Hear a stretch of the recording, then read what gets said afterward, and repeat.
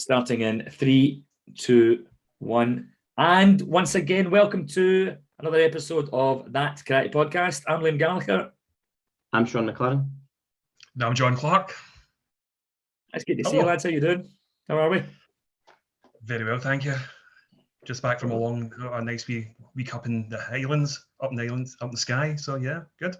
Nice. What have you been up to, John? Which one? Me, teaching and sorry, the camera went blurry. So just busy teaching and keeping busy.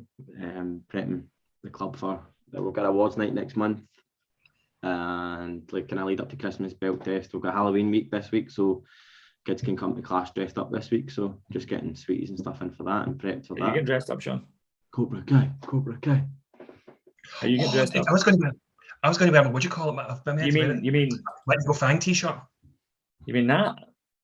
Yes, I'm dressed as for Cobra Kai this week. I may get another one, so I don't need to wear it all week because it's a little bit chilly because it's like a vest, you know. So it should seem to come out of focus. Sorry, guys. Maybe it's Liam. You been up to much? No, nothing at all, mate. Just me, usual quiet life. Nothing going on. Yeah. The usual.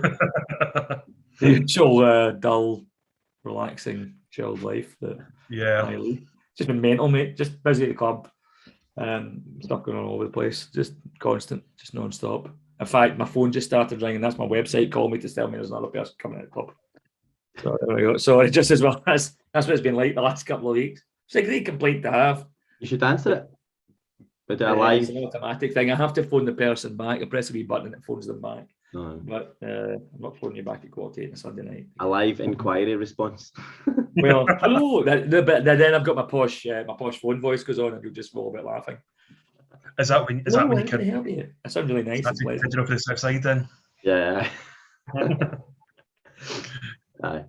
So So kind of today, guys, we're going to talk about a few things. We'll get a general quick catch up. Explain why we've spent a few weeks before a podcast. Explain what's going to happen in the next few podcasts.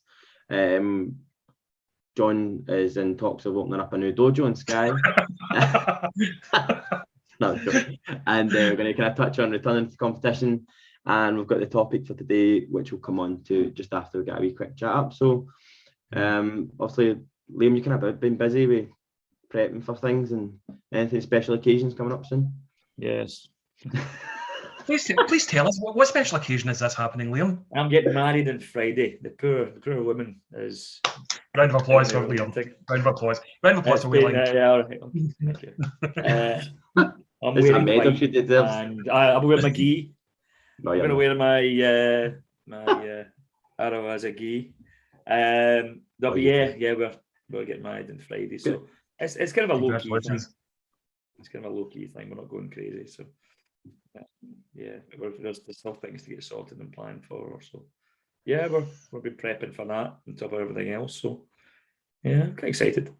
Yeah, we've known each other since high school. We've been together like 9 years now. So it's about time. It's maybe about time. People we actually know people that have got together, married, had children, divorced, and new relationships, and we've still been soft out is what I'm saying. I'm 22 years in come in November, so if you need any advice, don't come to me. I'm not coming to you. I've got your wife. But your fish. 22 years, man. That's crazy, huh? Yeah. I think it's 10 years. 10 years this year. Me and Ashley have been together, and 4 years married this month. When I was 25, 26 years together, because I was working the doors at Roscoe's when I met her. God almighty. Sorry, Alternative Glasgow podcast, we do that in Roscoe's. I remember Roscoe's in Shawlands.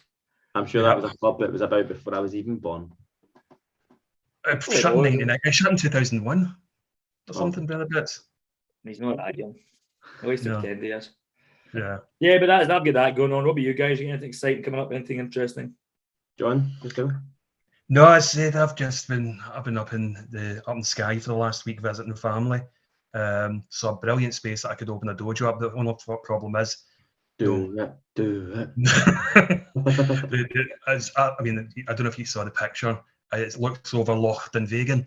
It's an absolutely phenomenal location. The only problem is there's no population.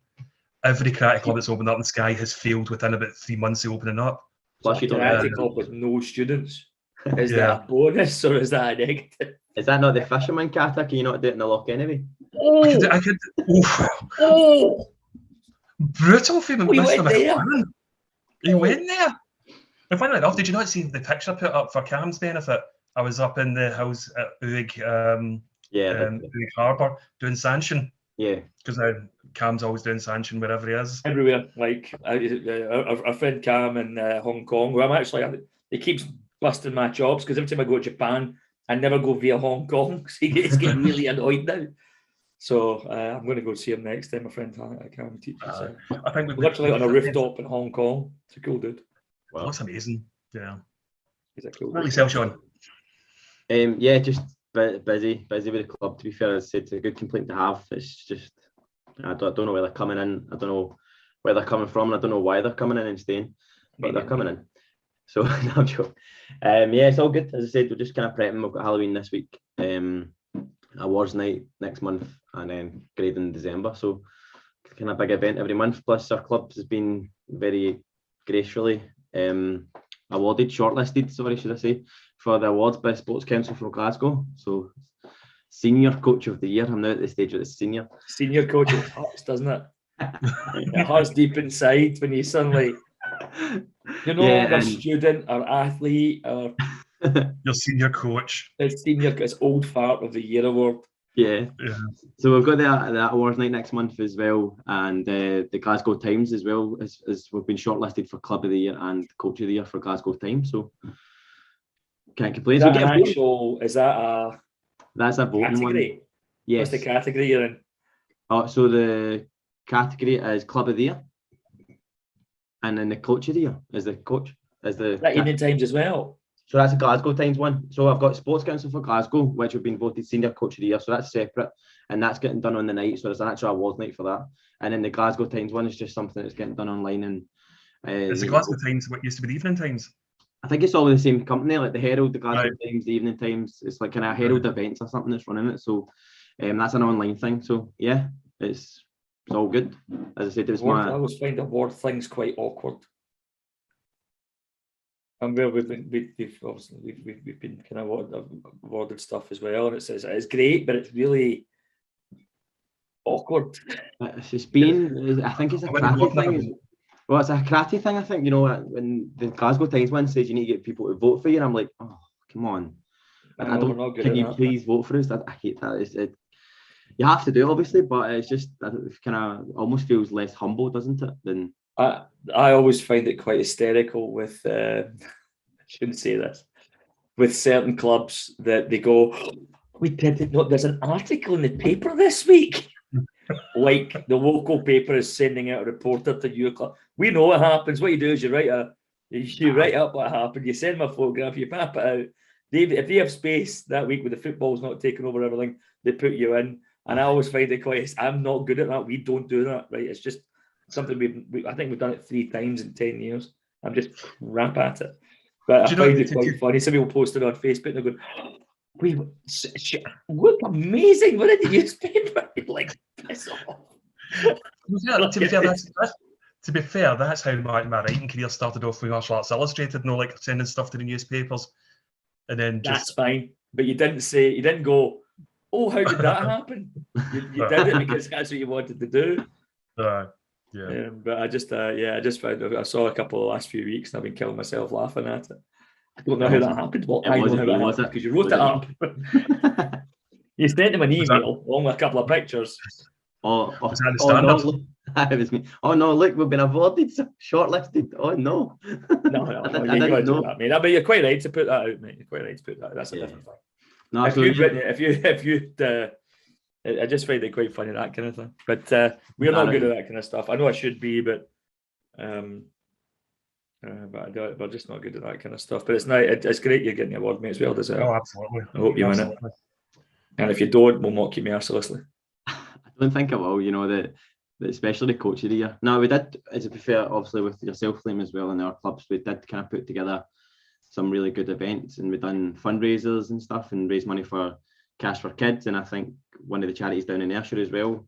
Yeah, we do a lot of work with Ayrshire Hospice. So we did raise some money during lockdown. We've done a walking challenge, we've done fortnight challenges, bingo days and stuff. And yes, but the other people in the category, I think, in my opinion, deserve it more. You know, Men's Matter Scotland, I think, is one of them as well. Do you know what I mean? Stuff like that, I think so.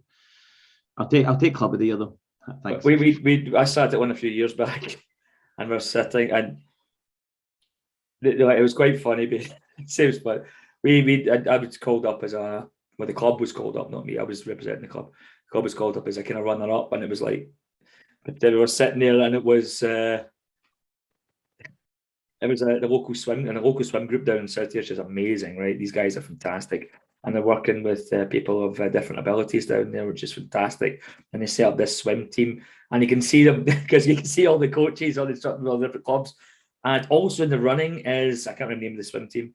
I explained the swim team, and they work with children from all these different abilities, and the medal here, the medal there, and we're like, I don't win it. If I win that, I'm giving it back. I'm going to actually hand the award across. If they actually go, and Karate Club wins it, and you go, no, I can't possibly take that. That's not right. And of course, they won it quite deservedly. So, good. It's quite fun. It's just, you can see us sitting there going, no, we're not winning that. All right. It was nice to get a cup of tea and a sandwich, but we're not winning that. I know. If we get a babysitter and everything for the night, it's going to be great. It's important that martial arts gets pushed into these things, though. The important karate is seen in the same light. Yeah. I think it's better even now than it was maybe 10 years ago. Is that you're hearing about clubs and coaches of what we do start to win and go into these kind of awards, and I think it's great in that we're starting to become more mainstream and less niche. Yeah, and start to get, and that's been. I know you work with active schools as well. The big battle in active schools is not to be seen as this niche sport and pastime. Yeah, and this crazy guys in pajamas, the Matelli, where it's very difficult to try and educate and be seen and taken seriously within that kind of framework. So people like yourself getting awarded or getting shortlisted for these kind of awards is really important for us all. So I agree for you. Unless I'm up against you, in which case yours better. You'll win it because you're of that age, It's just they might need to give you one. I'm a senior coach. As a master's coach. I'm a senior citizen coach. I'm a master's. Shut up. Seafood Grandmaster. Shut up. Don't start. Oh man, I feel as if we went a bit off topic there. It's just us, isn't it? Anyway. Expecting anything else, viewers and listeners, you've obviously not been paying attention. Yeah, this is us in real life. This is how we just meander. Anyway, so what I think, John, you want to kind of lead on to your kind of question? Yeah. Ask us. Yeah. Before I do move on to the next topic, you may notice that behind Liam and behind Sean, there's a lovely Karate Podcast logo thing. I've been ridiculed because I'm being a tight back-sided Scotsman who is refusing to pay out for the professional version of Zoom so I can load up a background. I'm thinking about it. He's a cheap bastard. Damn. He doesn't love you as much as Sean and I do. All right. We do this for you. I share my magnets doing pleasure. You're full of it. Do you? And we offer a professional vision. Really? Professional with the word you chose there. I don't know what else to use. I was trying to think of something else to put in. John, however, is tight. Highland heritage, mate. I like the fridge magnets, John. I think they're awesome. I mean, they're everywhere. I've got them from Oban right all the way to California. So I'm quite happy with my collection, and I just want to share it with the viewers. Exactly. The listeners on Amazon Music and listeners don't care. The viewers have been robbed. Anyway, I had we've been off. No, we've had the holidays. We've had the wedding planning. There's also been some competitions going on, or a big competition going on down the Midlands as well. I believe that you chaps are attending. Yes, we attended. Yeah. How did you get on? 2 weekends ago. Uh-huh. That's your age catching up here. I can't remember. That's definitely your age catching up here. I was literally saying to Ashley how quick this month and this year's went by. To be honest, this next Sunday's ending month already. So yeah. We had a competition in Worcester. Very well attended. I think there was 1,400 competitors. Is that right, Liam? I think it was entries. I think it was like 1,200. 1,400 entries. But yeah, so it was a busy comp. How did it go? Kata wise, Kumite wise, instructor wise, coaching wise, athlete wise? Then when you go. Why do you come to me? Why? I'll go. Fine, I'll go. Yeah, no, to be fair, we drove down the day before. It's from Glasgow anyway. It's like a 5.5 hour drive. So we drove down the night before, stayed the night before, a lovely premiering. And then competition on the Sunday, went there for 8:10. Got left the venue at 9:45 at night. So it was a lot. It was a long day. In fairness, I left earlier. Whoever didn't go home till 4:45 in the morning. Yeah, he was driving up that day. I stayed. And included a police stop. But we'll talk about the police stop later. Yeah, no, I think, as I said, there was all the top karate guys you can name were there. You know, the Joe Kellyways, they were competing. A couple of the guys that attended the Olympic qualifications and stuff, both in kata and kumite, were there. The senior kata section was huge, both in male and female. I've never seen anything like it. I've never seen a senior kata section that big, to be honest. Senior kumite section. You won, Sean? Me, I won all styles. No, I was only coaching that day, unfortunately. I never competed. I didn't want to hurt anybody's foot off my head. So, yeah, so it was a busy day, and even the senior male committee was about, between the three weights, there's under 67, under 75, and plus 75. Must have been nearly 100 competitors, and that's just the senior male committee alone. So it was a very, very busy and well attended comp. I think they had 6 mats running, Liam? Is that right? 6? Yes. They had 8 mats up, but I think they were a bit short on referees, so they only had 6. A bit short. Just a little bit short on referees. Our guys done all right. I think we came away with. I thought the karate on the mats was brilliant. Yeah. Right across the board, right from all styles, all groups. It was like a Four Nations. It was like a BKF Four Nations. It was just, I bet in some ways it was actually better attended than the BKF Four Nations in some of the events. As you said, like the kata was massive and the committee was massive. Yeah. Yeah, I thought it was really, really good, but I think it as an event it fell down on a couple of things, and I don't think necessarily the organiser's fault. No. In his defence, the one thing they could sort out differently was do it over 2 days. It was a lot for one day. Is the one thing I would say. I think it was a great venue. I thought it was well set up. But I think to do that much in one day is a lot. Yeah, I agree. There was also, you had to provide proof of a negative lateral flow test, which was good, and they did enforce it, which was nobody got in unless they had it. Everybody had to have a pass. They had to make sure before they even go by the door that all coaches and competitors have to make sure they had their pass on. And then they had like stewards and stuff that were making people. What usually happens at competition, obviously, all the parents and they just kind of crowd around the one mat, so they were making sure everybody was trying to sit down and. Good. I think it was kind of well. Yeah, it was well. As Liam said, over 2 days was a must. It was a must for a competition that big. It was huge. One day is too much. 1 day is too much for the athletes as well, because the seniors. I was in the seniors and the vets kata, and it wasn't until like 5 o'clock at night. Yeah. And you're there from 8 in the morning, and it's a hot room, roasting, like, you know, if you don't live local. That gives me flashbacks to like tournaments in the 80s, which that's what it was. I mean, don't get me wrong. There was a lot good about it. Yeah, there's a couple of things logistically they should maybe done better with the medal awarding the medals as they went to kind of clear the room. I would have liked to have seen done, but I've got to say the karate on the mats was phenomenal. British karate needs more referees and judges. Yeah. Desperately needs more referees and judges. Now, again, it's not the fault of the organiser, but like 48 hours beforehand, they were asking for people to travel for as referees. They didn't have enough referees and judges. If you're going to run an event that size with that many tatami, you need, and it's a thankless job being a ref or a judge, because only one person likes you, and that's the person that wins gold in each category. Everybody else thinks you're out to get them. But we desperately need more referees and judges, just in general across British karate, and they need to start creating a pathway for them so that the events, some of the seniors events, had like shadow judging for committee. I That's a throwback to the 90s as well. Well, that's I mean, that should be happening at an event like that, not a WKF. Senior committee. Senior committee. See, when as kids, and at that height, I say that height like I'm tall, not short me. And you know, you can kind of see what's going on. But when you've got, like, as you say, like Joe Kellaway and Greg Anderson, and all these guys fighting, all these Ben, all these kids fighting, all these seniors fighting from a good standard, ranked competitors, world ranked competitors, and they've got shadow refs. And the greatest respect, some of the refs obviously were new to it. Is that a nice way of saying it? I don't think I'm being unfair there, Sean. No, I think you're right. As I said, I think they must. And we're in over their head.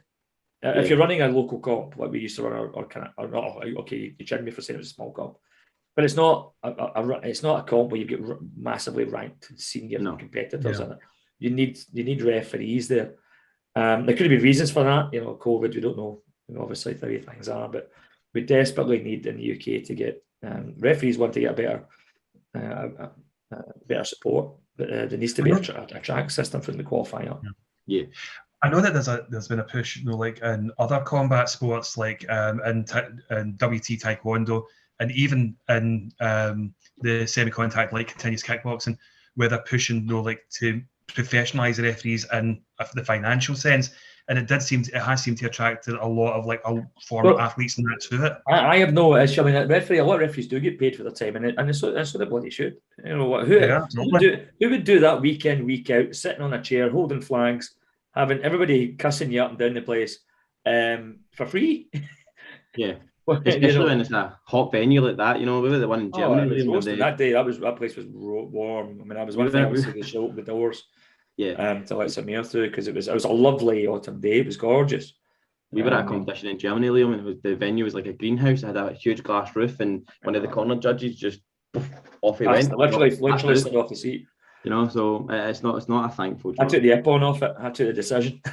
I remember it was, again, going back to the days of yore, and there was one time it's something I've never really agreed with, is pulling competitors off to judge another category. So I just finished competing in the kata section, and then get dragged off, the men's senior kata division, and then get dragged off, and I was judging coloured belt men's kumite, and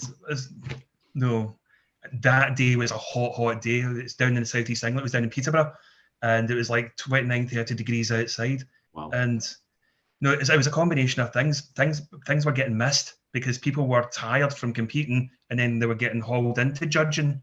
Yeah. Well, I think there is a framework for refereeing and judging within the BKF, and there is a qualification process. Yeah. What there aren't is enough of them. Yeah. That's the problem. So, I mean, don't be wrong. That drive down was brutal. As a Scot driving down there, I mean, don't get me wrong, it was a good event, and it was well run. As always, there's a couple of contentious decisions that you grump and groan about, but again, that's why referees don't go. These things are sick of hearing that. But there just needs to be more of them, so you're not a wider pool. I would encourage any instructors to have somebody in the club who is. I've spoke to a couple of my guys who are going to start doing it purely from, and I'm not saying this as a bias, because I don't believe that referees are biased. I actually don't. I think that people do the best job they do. I think people have an inherent preference.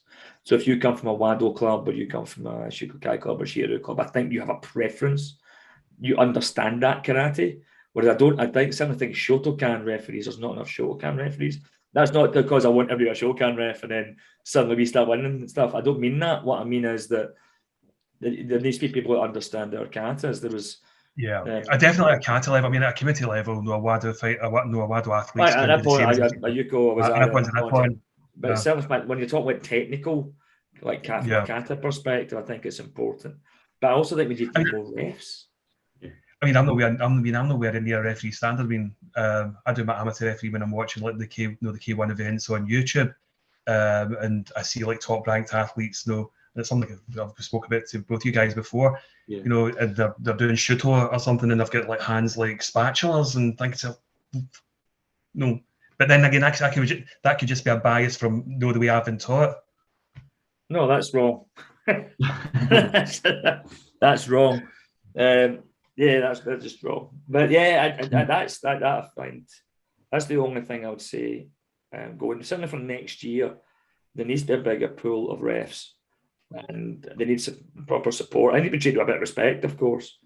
I mean, again, there's a couple. I say there's always contentious decisions, and you always, when you see some go to events, that's a big event.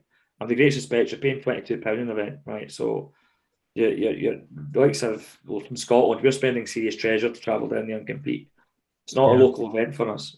So I travelled down. I took the missus with me because leaving the house at home all the time. We travelled down. You're spending money in fuel. You're in a hotel overnight. You're eating for 2 days. Blah, blah, blah. So you're spending real money. You do that twice a month. Plus you've spent like 44 quid, maybe even more, on your events for the day, and then there's not enough refs.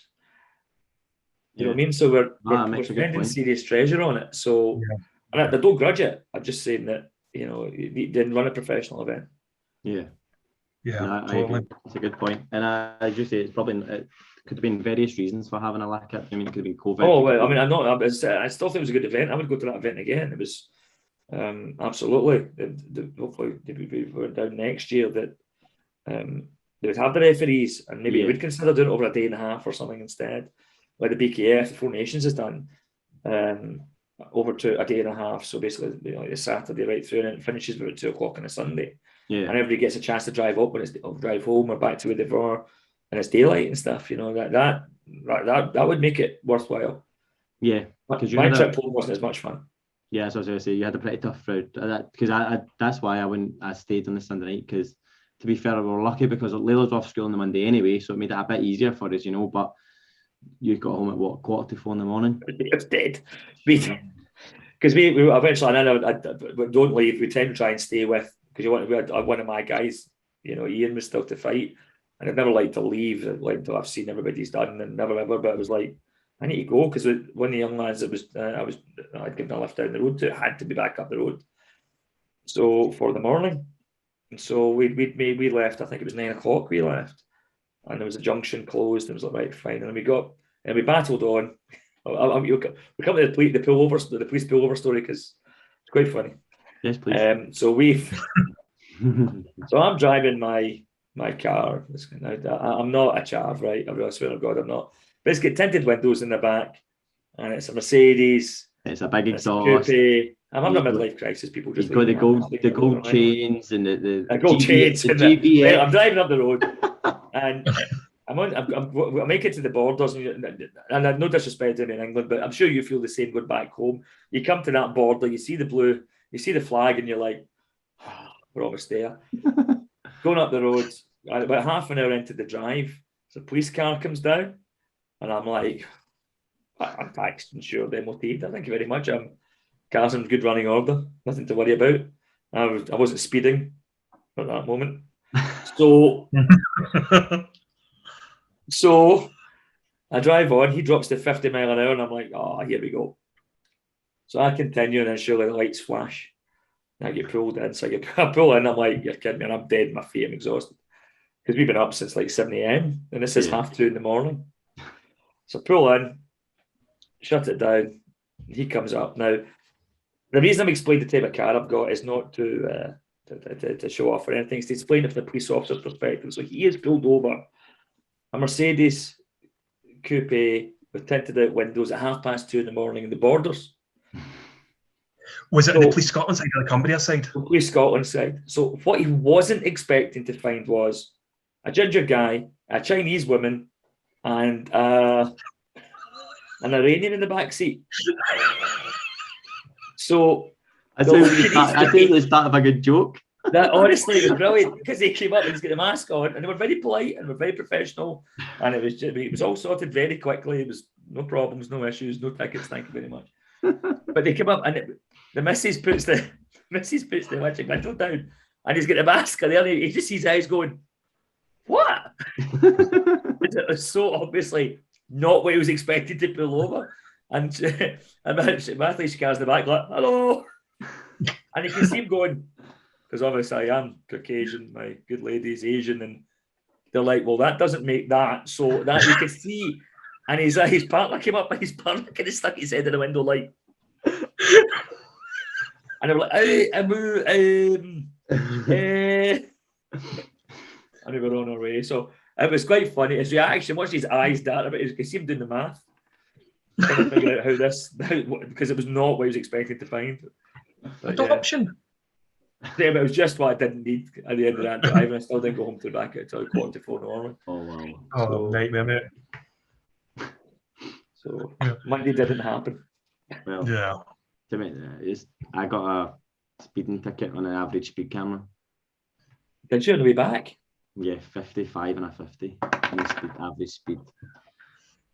Oh. That side or this side of the border? That side. There was two average. Was all average. There was like 2 or 3 average speed camera zones. Did you get a ticket for it? Through the post. Did you get points? You send it back. It's happened before. I got one on average speed camera when I was coming back from Nottingham once, and the JKS England Championships, and it was the worst weather conditions. And on the way back from Nottingham, you reach what's the tank place called? You know, is it I know what you're talking about, yeah. It's like one lane and it was bucketing down. It was horrendous. Oh, it's that wee camera in the corner, isn't it? Yeah, it's an average speed camera there. The guy phoned, I know it.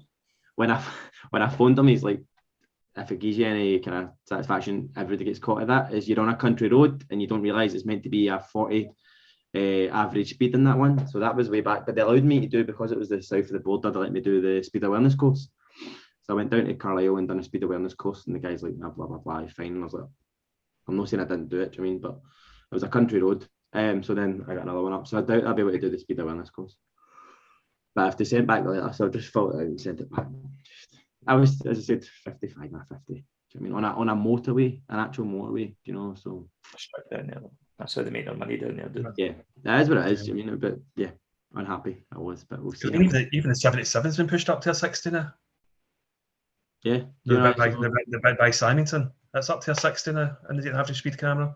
Well, it never triggers till 60, I'm told. Sorry, guys, we've gone a bit Top Gear here, haven't we? Yeah. Right, Richard Hammond. Going, what are these idiots talking about? Well, we get back on the topic, right? So today's topic, we kind of think about discussing. We're going to discuss how best to kind of deal with or react to children being hit in competitions or dojos. Now, this is not by who? By who? By the coach for not listening. No, I'm joking. Not by obviously another competitor or another student. You know, like not excessive contact or anything. Just in general, how the child reacts, how best to kind of encourage a child or safe, make sure the child is safe and stuff. So we've kind of 2 sides from that. You can kind of look at it from a parent side, obviously, and then from a coach's side. So I'm just kind of looking to kind of get your guys' thoughts on it, pros and cons. John, do you want to kick this one off? Liam's. Yeah, I've competed since I was like 10, way back in the Stone Ages. You know, and I competed under different formats: Shubo, Ipon, WUKO, which was what WKF used to be. WKF as it just became WKF, semi-contact kickboxing. And I remember fighting as a kid, getting a smack in the face, or a kick to the back of the head, and feel myself welling up and whatnot. But I don't know if my coach was just being brutal because he was like a product of 1960s training, 1970s training. But it was always a case of, just pull sort yourself out, get back on there and smack them as hard as they've smacked you. Now, as a coach, when I started coaching, I didn't take on that attitude. You know, when I was coaching, I looked at I realised that a lot of the time the tears aren't from actually being hit. It's more like a kid's reaction to adrenaline because they don't know how to handle the adrenaline. Yes. And once I learned that, it was a case of not mollycoddling them per se, but just saying to them, look, this happens. It's a contact sport. No, you're okay. You're not going to die. You're not going to lose limbs. Here you go. I'm going to sound very, very un-PC here, but I do think there's a lot of times where kids do get mollycoddled by coaches because they don't want parents to take their kids out of the sport. Yeah, I think that's a good point. As you say, not very PC, but I think that is a good point into some aspect of that very true, I think, as well. But, yeah. Liam, what about you? Have you had a few minutes to let your brain churn without getting arrested and saying something, or do you? No, I think John says it's difficult. It depends what people come to the sport for originally. So, I've never had anybody come into my my dojo and say, "I want you to teach me, Johnny, how to punch people and kick people in the face and how to deal with being punched and kicked in the face." It's not a conversation I have. But if you're going into competition, there needs to be a real. I think it's bad coaching if your student isn't prepared for what the eventuality is. Yeah. So when I say to my guys when we're doing committee, it's like you are going to get hit, and you see the parents going, and you're like, it's a contact sport. Yes. And what I'll say to them is, who's been injured at football? Everybody put their hands up. Who's been injured at rugby? Everybody puts their hands up.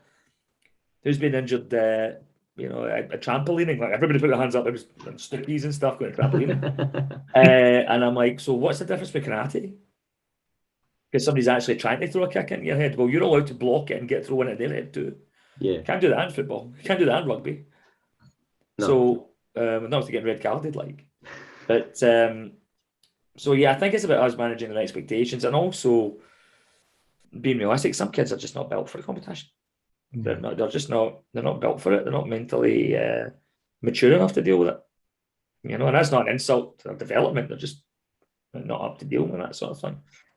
And they become karate instructors. But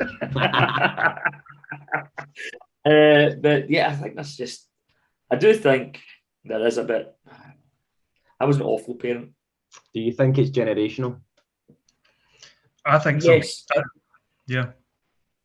Yes. My daughter's up and out now, like, but I was pretty tough, and I would say I was tough, and I just wouldn't take her crap.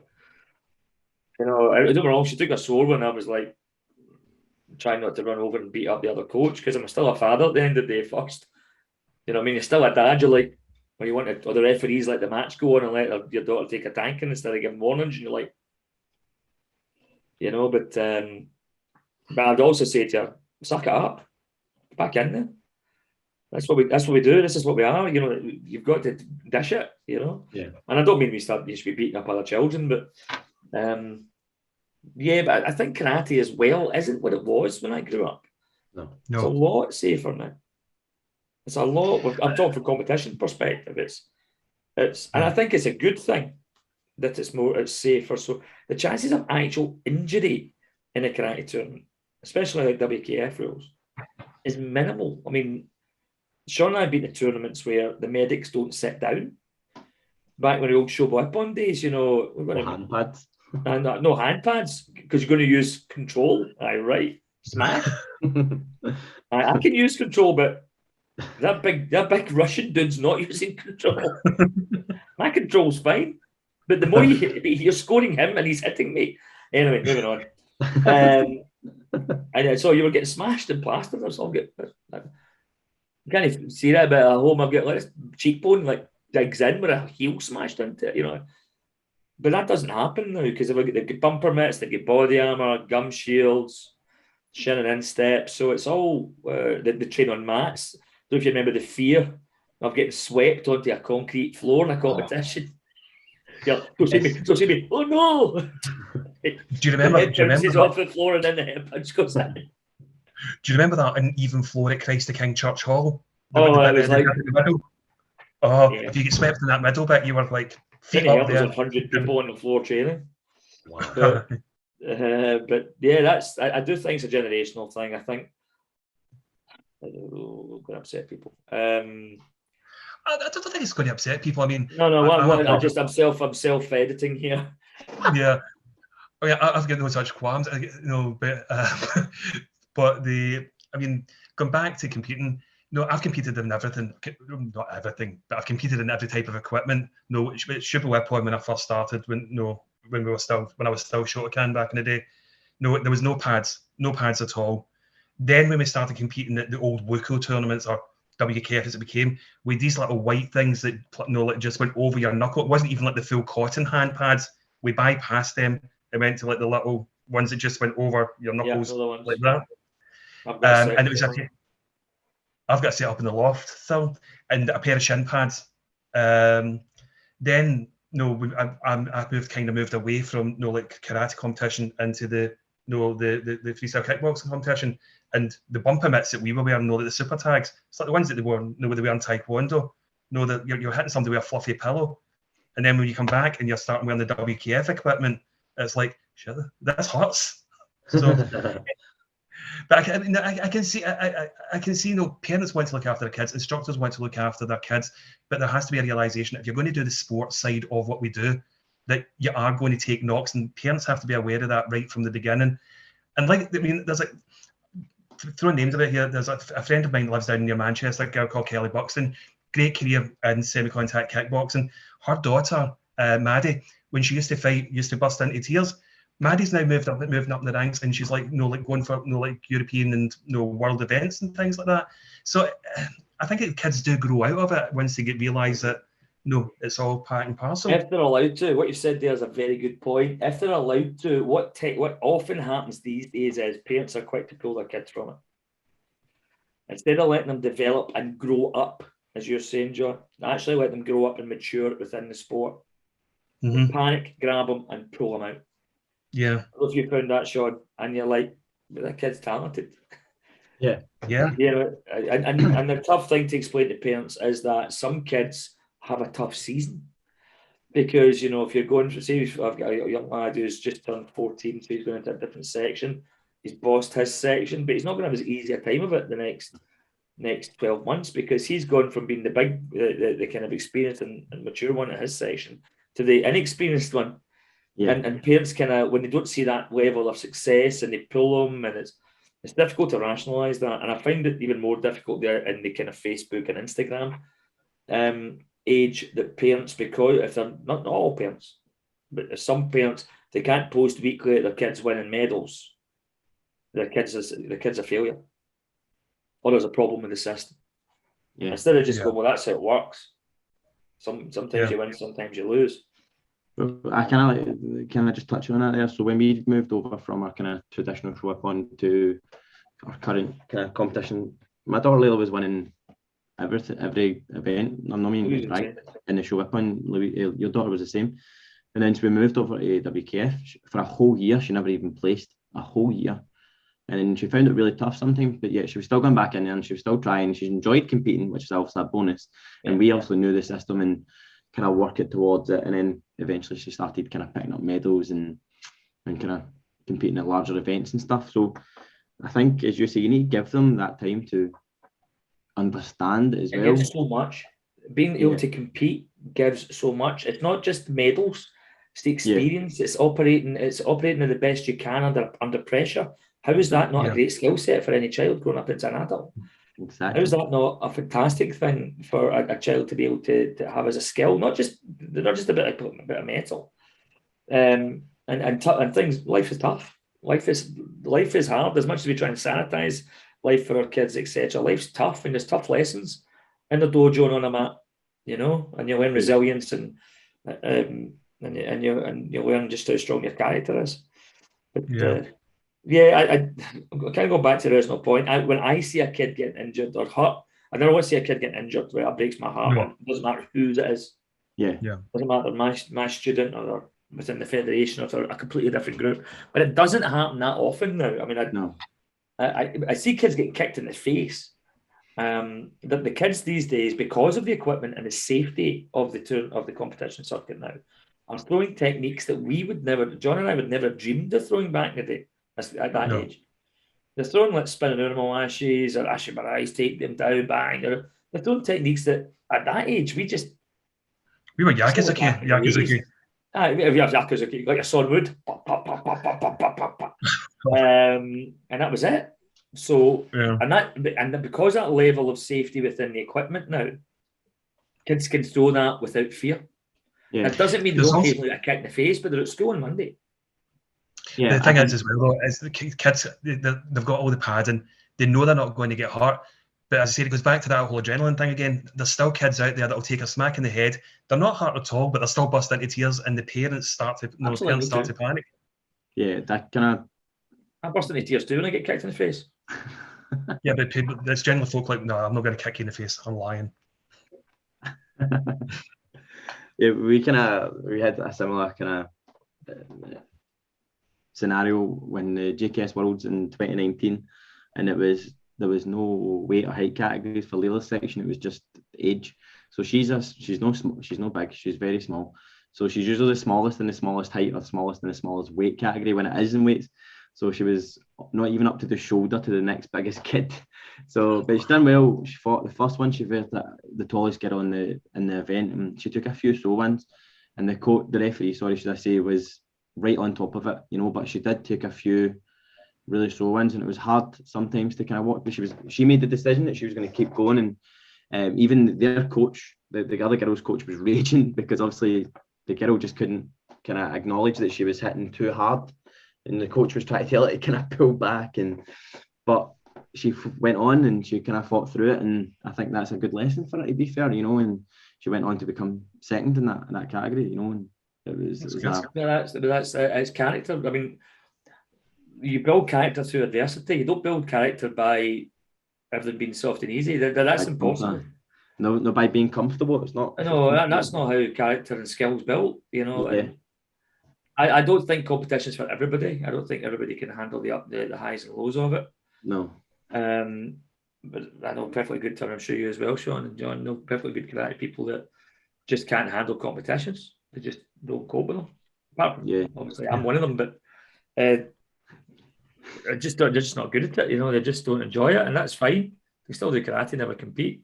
Yeah. But if you're going into a club, I certainly run a club squad. I know you do as well, Sean. Run a club squad, which is now we're going to get set up a new thing now with bringing in some new talent. We're kind of building up tiers, and they go up to the kind of national level and blah blah blah. And that's, I can understand kind of kids that have just started competing behaving like that. I totally get it. Yeah. But not more seasoned ones. But I think I kind of touched on what both of you have said. To be fair, I think as long as an understanding from you as a coach, from the competitor, and from the parent, that it is in a safe, controlled environment with a set of rules. You are wearing padding. There is only certain moves they can do. You know, and you could get hit, but as you said, you can block it and you can hit back. And it is a controlled environment. There is rules for excessive contact.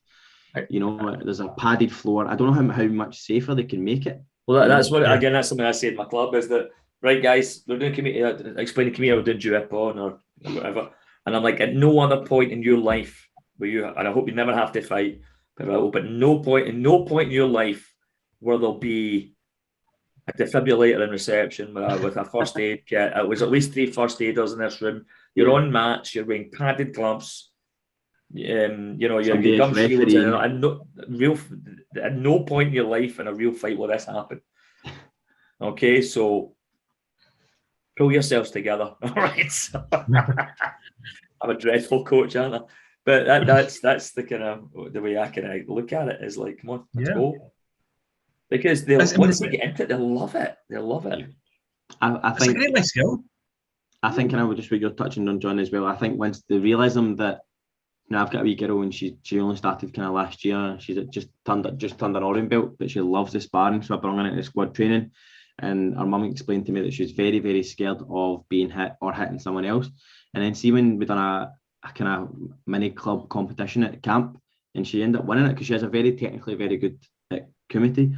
And she realised, she was, oh my God, that was amazing. And that once they get over that realism that, yes, you might get hit, but it's not going to hurt that bad, is it? And even if you do hit someone else, you're wearing pads. You're not trying to knock the head off. You're just trying to score points, you know. And I think that's that realism as well. Once they realise it's not it's a natural thing as well, though. Because I mean, I remember competing as an adult, like through my late teens through to my early 30s when I retired for active competition, and before every competition, I still had that feeling at the pit of my stomach.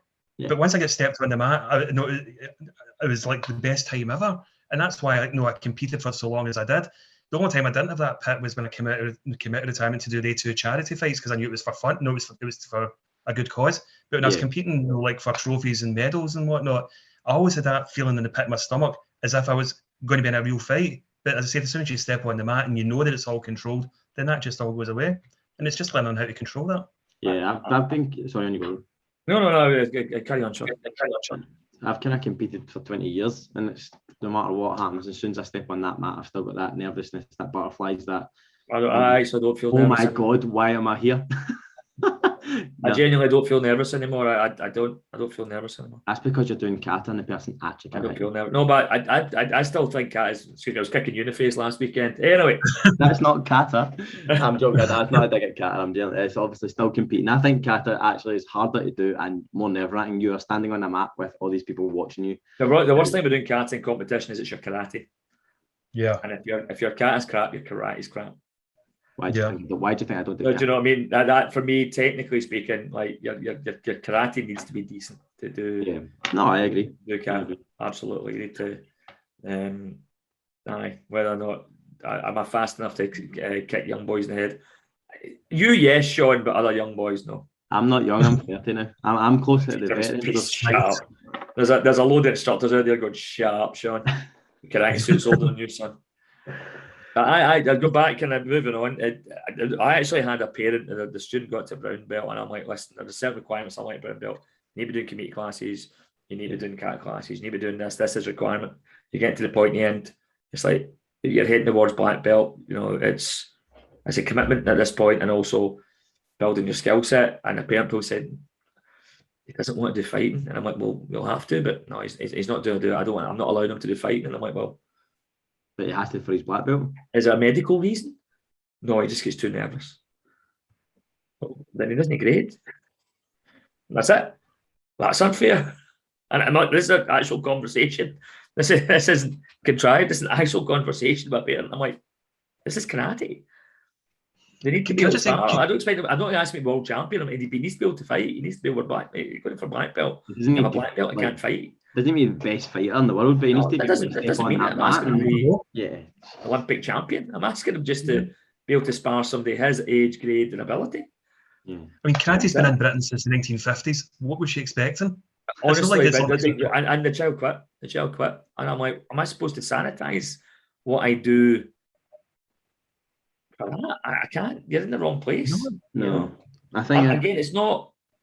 Like there's sports like boxing and Thai and all the rest of it that are much more brutal than karate is. And I know the guys do as best they can, as safely as they can, but you're getting hit all the time. You've got a boxing club and I'm beating the boxing, you're getting hit. Yeah. You're getting hit. I've done Thai, you're getting hit. You have sore legs.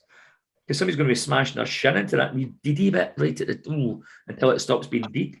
I've done it. Do you know what I mean? But I think maybe Sean's kind of hit the nail on the head. Maybe it is a generational thing.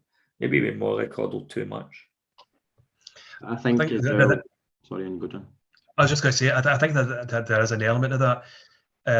And I don't know, I mean, I hate, you know, the whole being that old guy.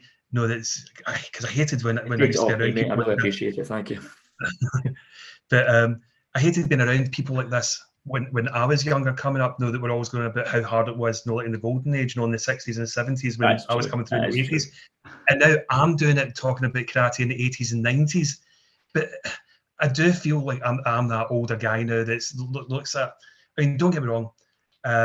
I think that the athletes just now are phenomenal. I think that the kids are coming up that are emulating the athletes are absolutely phenomenal as well. My bugbear is always, my bugbear, and I apologise to both of your, the parents, your students when I say this, but my bugbear is parents. They don't understand what it is we're actually trying to do. We're teaching a fighting art, but we're trying to teach it in as safe an environment as possible. Yeah. Yeah, no, I think you're right. I think as well, I don't know about yourselves, but I don't know about yourself, Liam, but I kind of introduced sparring into the kind of all grade class, the mixed ability class, pretty early on, just to normalise it, and you were talking about when the kid gets to brown belt, we need to start doing sparring. I know we have spoken in the past about our belt test, and it's not until you go for a black belt, it's technically not on the syllabus to do it, but I am going to introduce it from kind of orange belt, yellow belt. My guys do it. My guys fight for purple and white. Do you know what I mean? So I think to understanding at the end of the day, because if the people are not, so say you do your mixed ability or your basics class and they're not attending a community class and they go all the way up to brown belt and brown and one white, brown and two white, and then they need to go to, we don't do our black belts, we send them up to the headquarters in Dunfermline. So then they go up to there, a new venue, a new place with new people against somebody they don't know and they need to spar and they've never sparred before. I think that's tough. So you need to normalise that pretty early on. And I think you need to. I mean, I've always, when I was teaching, I was always also a different grading system and whatnot. But I mean, I was teaching. I mean, I was introducing sparring by 7th Q, 6th Q at the very latest. And I was aiming people to go to competitions and not just one format. I was saying to people to get as much experience as you can. Go to this event, go to that event. You're going to need to know how to do this. You're doing it. You're studying a fighting art at the end of the day. This is the most controlled way you can learn how to fight. Yeah, no, I think that's pretty. No, I like that. I think, and it's just I've got guys that aren't even signed up yet doing kind of sparring drills and stuff, and just teaching them the movements and stuff like that, And obviously, when it comes around to kind of the grading time, you start doing your circle of the syllabus and going through your katas for the people, prepping them for the grading, and then when the grading's over, you almost I know we kind of talk about it a lot, Liam. It feels like once the grading's over, and then we can teach other stuff. Do you know what I mean? Like that's not specifically aimed for that belt test, So yeah, I think you're right. I think kids, parents, coaches need to understand what they're doing, as you said, John, as well, and realise that it is part and parcel of what you do. So, is there any cons? Is there any cons, gentlemen, to having that tougher approach to the kid? Again, it depends on the child as well, doesn't it? Because I think there's a maturity level, and also a back of where did I tell this story, and also what kind of family they've come from, and I how do I put this? I had a parent, we were doing committee in class, we were doing sparring in class, and the young boy did really well. He was fighting well, he just got beat. Yeah. And he suddenly burst into tears. And as John said, it wasn't out of pain, it was more out of, I think he was upset he'd lost the match. Yeah. And he was kind of frustrated with himself. And he usually how I start crying. And then, me too. And his mum was like, "Oh, I'm running a class. I'm running an active class. Come to me, darling. Come to me. Come get a hug from mum." And I'm like, the boy was 10, right? I'm like, "What are you doing?"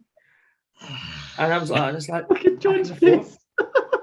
I was like, back on the floor. I was like, "Get back on the floor." And she's like, "You can't tell me I can't give my son a hug." I said, "I'm not saying that. What I'm saying is, now's not the time to give you. Is he sore? Is he hurt? Is he injured? Did he fight well? Well, why? It's like something bad has happened, and you feel you have to nurture him. Yeah. You go, well done. That was a great fight, and you put him back out, because sometimes that negativity, that kind of overprotectiveness, it's not good for them. No, I'm not saying we just lock him out in the streets for the wolves to eat. I'm not saying that. There's a bit in the middle. Training to be Spartans. We'll come back and get the ones who survived, but I don't mean that. But I do think this. I love my. I think it's well, I definitely think there's an element of that, because I mean, when I started training, I grew up in Castlemilk on the south side of Glasgow, which is it's salt of the earth people, but a bit of reputation back in the day. It's a charming suburb. It's a charming suburb. But I mean, it was a type of environment. No, my dad was like ex-military police, and no, mess like bits. But no, it was one of these guys. When I went to karate and he took me to karate, if I was the one that was getting hit, it was like, well, get on with it. And my instructors were like that as well. Particularly Brian McKinven and Martin Cameron. They were like, you've been smacked in the head. You're learning a fighting sport. Get on with it. I do think there was more violence back in the day when we grew up, mate. In fairness, from our parents, from our instructors, we used to get hit with a bamboo sword. For the love of God, could you imagine me doing that now? Shinai across the back of the leg. You'd be in jail trying to explain. No, but you don't understand. But you hit my sword, mate. No, but you don't understand. It's what we do. But you hit my sword, mate. You've got a row of kids lying down. And you've got grown men running across their stomachs. Yes. Yeah. I mean, I but don't get me wrong. But with the parents' permission, I had a kid by his belt the other day hanging outside the fire escape for being cheeky. But I did ask the parents' permission for hysterically. But back in the day, I'd have been literally thrown out there. There'd have been no. Could you imagine Jim? Could you imagine Jim Mooney or Bobby Mooney? Yeah, I just literally get scalped to the back of the head. I kicked up the bum, like literally, like assaulted. But it wasn't. And then you go home, and my dad's Irish background, you know, he speaks through percussion. Like, I was that was 17 Morse years code old. in my house, you know. I was 17 years old. Do you know what I mean? I'm not saying it's a good thing, and I understand why it's not the thing, the regale these days. But I do think there's also an element of generations. I'm not saying we should beat our children, because I'm not really know what I'm saying. I swear to God. But I just do think they're a bit soft in places as well. Yeah. I would all just like such. I know. I sound like those guys that used to talk to it back in my day. Used to hit you with a pan and you just go on with it. Liam, do you remember a specific exercise before we're going forward to a World Championships? And we had our instructor went to the World Championships, and the squad was doing a final training session and prep session before we flew out on the Friday. 3 days or something before. And our instructor had a bad day. I don't know if his girlfriend wasn't talking to him or his wife wasn't talking to him, but somebody wasn't talking to him. And we got did you like that one, Sean? And we were doing line committee, and he broke my ribs, he broke your ribs, and he broke somebody else's ribs before we flew 3 days out. And I fought an entire World Championships with my left elbow tucked in like that, going, please don't hit me there, please don't hit me there, please don't hit me anywhere else.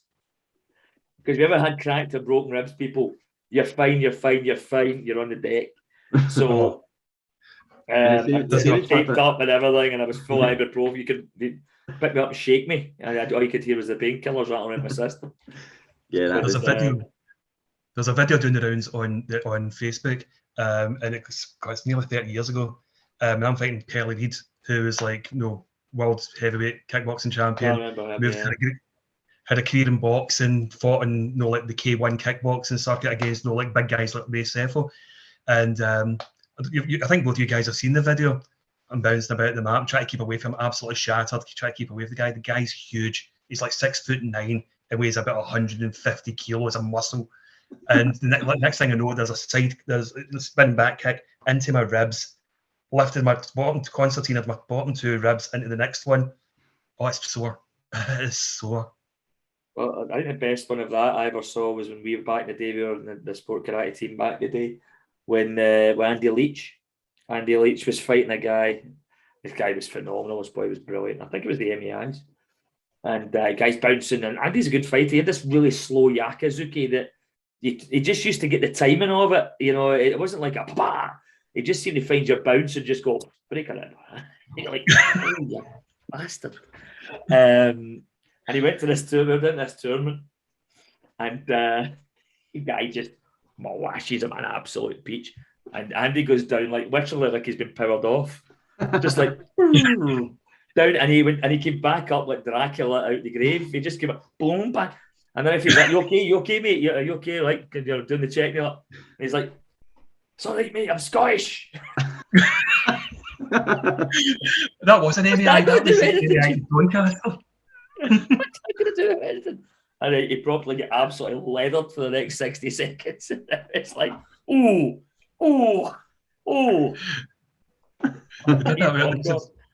was one who took Mick McGillian to down in Leyland as well, and it was the first time Mick McGillian had ever fought in anything other than Shubo Ippon. And you've got these guys with their their competition suits on, and Mick McGillian's got this gi that finishes about here in his elbows, halfway just under his knee. But Mick was a wee powerhouse. Yeah. I've got a story about you like that. Never mind that. You carry on. But anyway, Mick McGillian's standing there, and the guy's bouncing about, and it was just like a freight train moving forward, and it was like, bam, Samazuki right in the beak. Guy's face went, budum. It was like Mel and Frank all over again. No, budum. The guy's lying on the deck. He gets up again. He can't continue.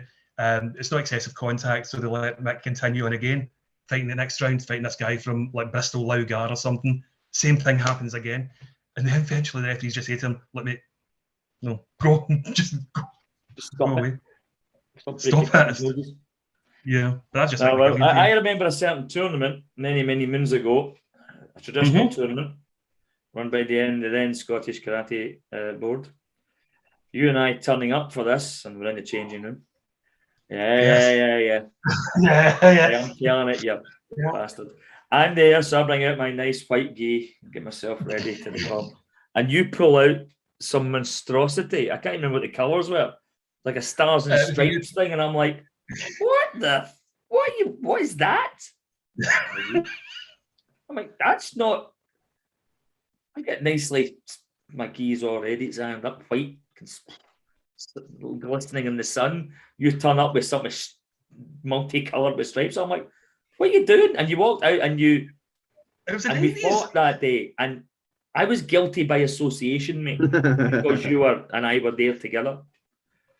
I hit this boy with everything apart from a table. I swept him. I kicked him in the face. I yacked him, did the lot, not a thing. The referees were like, and it's because you were standing in my corner coaching, looking like the US flag. It was a European flag, it was blue and yellow. My apologies, the European flag. There's actually a follow-up to that story. I was fighting in the heavyweight section. I fought a guy called Chris Amato. And I was like throwing Yakizukis in, nothing was scoring. Got to Enjisen at the end, and Chris throws a Yakizuki that finished about like 10 light years away from me. And just to get me off the mat, they scored it as a Wazari to get me off the mat. 2 or 3 weeks later, I was at Ucasco Scottish Championships, and I turned up, and I've actually got a white gi on this time. Competed in the kata section. Did Matsumara Rohai in the first round and Super Impy in the second round, and won. Chris Amato walks up to me and goes, "How do you know there was kata?" And I went, "Because that's what I do." He says, "What was the blue and yellow gi all about?" It's the 90s, mate. It's the 90s. It was appalling. It was appalling. It was awful. No, it was a hot, one of the most hot. It's been many years. It must be almost 30 years, and I still have like a wake up that when I was like with a traditional karate comp. What the you wearing?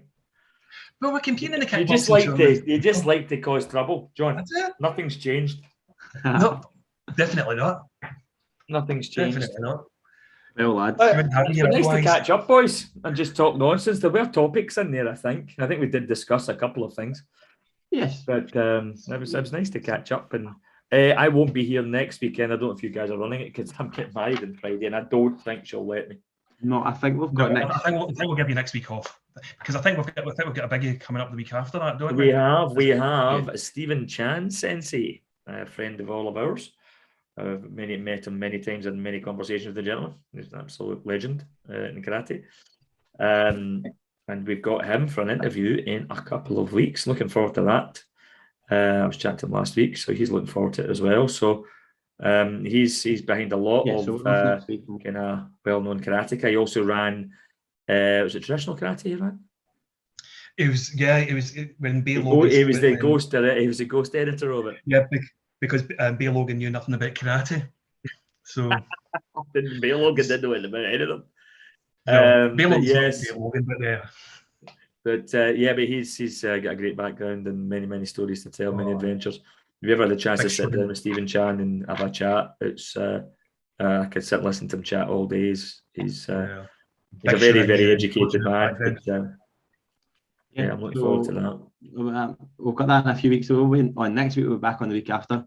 Guys, we kind of talked about quite a few topics today. Please drop us a wee comment on how you feel and how you think. What's your opinion and your reactions to the topics we had today as well, and let us know if you've got any ideas for topics or any guests you would like on. Let us know. Yeah, and also like and share as well. Yes, get it out there, people. I'm sure most of you have hung up by now once we started talking absolute nonsense. But yes, get it out there, people. It was actually really nice. A lot of the last few weeks. The last 2 tournaments we were at, I was actually getting kind of people come up to going, I love the podcast. And I'm like, really? You're not better to do with your time? You sure? But yeah, no, it's been nice. We're not doing it for fame. Certainly not for fortune. We just wanted to do a wee podcast that's just normal karate people talking about karate life. So normal karate people and John, you mean?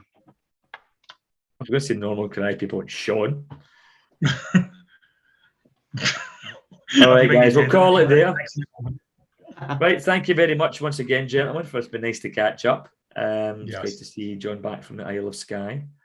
And we'll catch up with you in a couple of weeks.